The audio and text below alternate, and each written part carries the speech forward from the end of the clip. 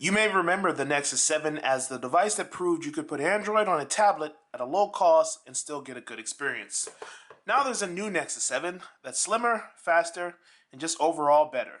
This is Andrew with mobileburn.com reviewing the new Nexus 7 to see just how much better it really is.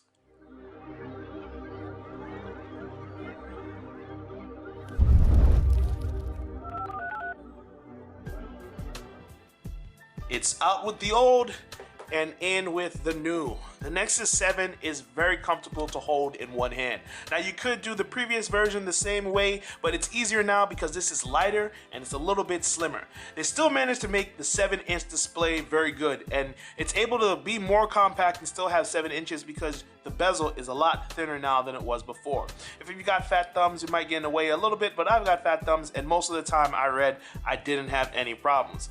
Like I mentioned, this is a 7-inch display and it's 1080p. Very high resolution, a whole lot of pixels going on, and it's an IPS display, so the colors look very good.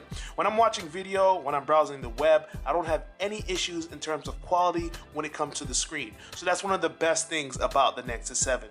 The dimpled soft touch material of the previous Nexus has been replaced with the matte finish that's really nice and very smooth. Other than the Nexus logo, it's just one continuous motion when you touch it. It feels nice and stays cool in your hand. It doesn't really retain moisture, so that's not an issue. It still feels very nice. The buttons are a little more recessed than they have in the past, and they're more of a plastic, like regular standard plastic. So when you press down into them, you will feel the difference between it. Another new thing is instead of having a single speaker at the back, they actually have two speakers. You've got two right here, separated by a micro USB port, and then you've got another set of speakers on the right hand side. These come in handy when you're using the phone, or the tablet I should say, in landscape, because instead of just having one single bar of audio like you used to have, you now have it coming from both sides, and it still feels very good. And when you're holding it in landscape, you're not really covering the speakers too much, so it's not a problem depending on how you hold it.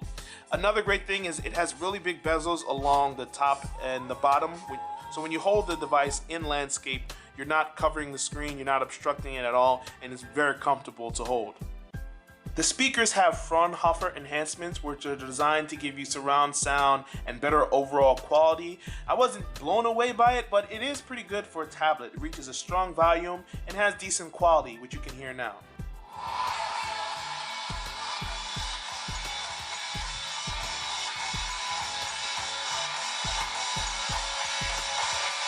Also new to the party is a 5-megapixel camera on the back of the Nexus 7. Now, we all know that tablet cameras typically aren't very good, and that's the same here. It's not terrible, but you're not really getting any benefit out there. You might as well just reach for your phone because it's a much better camera. It might come in handy if you're doing things like scanning a barcode or something like that, but it's an option available to you in case you need it. It uses the stock Android interface for the camera, so you should be familiar with that if you have a Nexus device or Google Play Edition.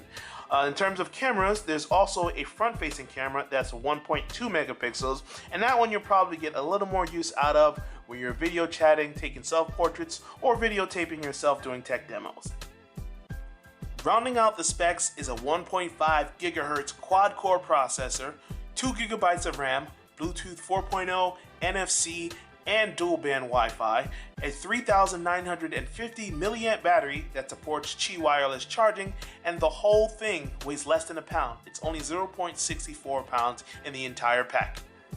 Now you have to remember, this is doing this with a stock build of Android 4.3, so the performance is going to be really good on the Nexus 7, because without the heavy lifting of TouchWiz or Sense or any of the other manufacturer overlays, it's able to do a lot more with what it has. So that high amount of RAM, the really good graphics, which is the Adreno 320, is going to deliver a solid performance when you're playing games. The video looks good, obviously, with this screen, and overall, things tend to load very fast. I didn't really bother running too many benchmarks on this because in real life, your everyday eyeball test passes with flying colors. Things snap, there's no lag when you're doing things, there's no hangups. Everything loads very quickly, as you can see as you move throughout the device.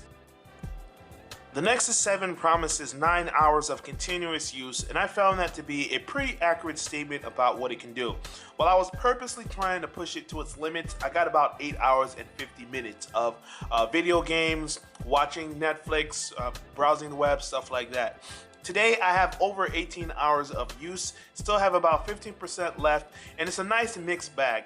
The battery life, it has lower capacity than the previous Nexus, but the overall performance has been very good, so I haven't had any issues about being able to get through a full day using this tablet. As you would expect from a device made by Google, the Nexus 7 is running stock Android 4.3. There aren't a lot of things that I can show you that are different between 4.3 and 4.2 because it's mainly behind the scenes stuff or things made for phones, but there are a couple of things that I can show you.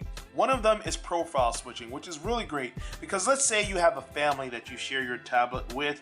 If you have a wife or a husband or a boyfriend or girlfriend that you want to be able to access the apps, they can have their own little separate section that allows them to maintain their private app data. They can log in with their own Google account and still use this device without having to erase anything belonging to you. And they can still go in the gallery and see the images that they've taken under their profile.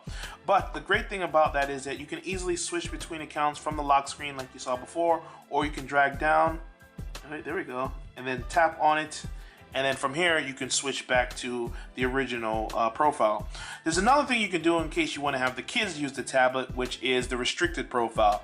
This doesn't require anyone to enter in new information. They can just still have access to a limited amount of apps. So I can say, all right, kids, you can play all the games, you can view Netflix, but you can't go on Chrome or something, or you can't access Reddit. Yeah, I probably won't let them use Reddit if they're little kids, but you know, you get the picture. It's still very easy to manage and maintain. It's a great way to share your tablet with other people without having to worry about them complicating each other's data or seeing things they shouldn't. In many ways, Android 4.3 on a tablet looks just like Android 4.3 on a phone because that's by design. Android is meant to scale up in the tablet view, but there are some cases where they really take advantage of the Android fragment UI. For instance, when you go into the calendar app, I have the agenda on one side. I can easily switch in between and out, whether I'm in landscape or portrait. When I go into month view and I turn around, I see the full month, but when I switch to week, now I have this upcoming week, I have a preview of the entire month, and I can switch between multiple calendars right here. So they do take advantage of it in many places. Another example of that is Hangouts. When I'm in Hangouts and I have multiple conversations going with people, I can easily switch in between the conversations by always having this little view on the left-hand side. The same is true for Gmail. When you're in Gmail, let me go back. When you're in portrait, it's not the same, but when you switch to landscape, now you've got this singular side right here for navigating, and then on the right you have the actual message that you see. So in terms of the built-in software, they do take advantage of the extra space most of the time. Third-party apps are more of a crapshoot. For instance, when I'm looking in Pandora, you'd see there's a lot of wasted space here. They could have made the buttons a little bit bigger. Yes, it does scale technically the way that it's supposed to. So you do have a lot of options where the apps that work on your phone will also work on your tablet. But it would be nice if more apps were made specifically to work on the tablet. Pocket Cast is a good example of that. They do a really good job of splitting the navigation. You always have this view available here, and then you have the specific podcast available on the right side. So they do a very good job of mixing the two together and taking advantage of all the extra space and the Android fragment UI to begin with. The gallery is one of the apps where they really just scale up the images to take up more space on the screen rather than really give you the feel that you're in a tablet. So it would be nice for them to change some views to make it more specific, but it's still overall a good experience, and at 7 inches it's not as big of a deal.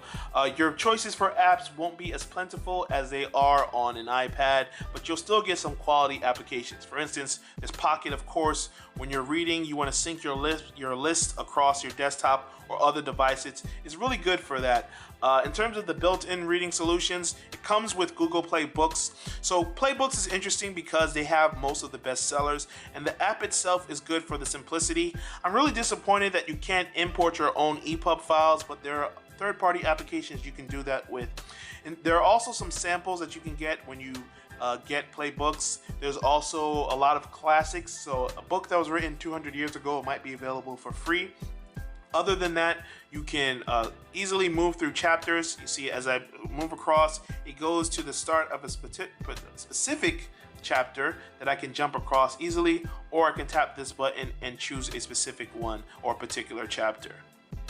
This is stock Android, so it comes with a lot of built-in options for media. You've got play movies for movies, magazines to read, periodicals, and play music to stream music all the time. It's really good. Then you've got Keep, which is going to be a note-taking application for pictures, audio, or text.